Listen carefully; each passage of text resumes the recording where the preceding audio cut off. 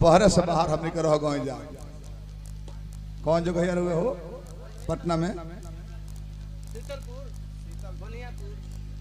अब जाने की शहर में रुपर हम ही जा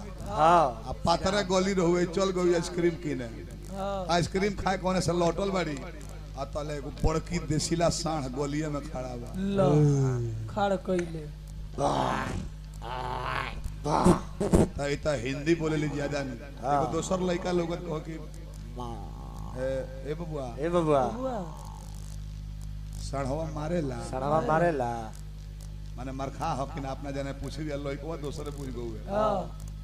ओए ओए ओए साढ़ मारता है तो लड़का कहता अब का जाने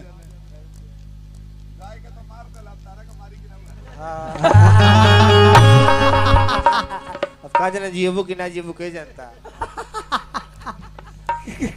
मैं गलती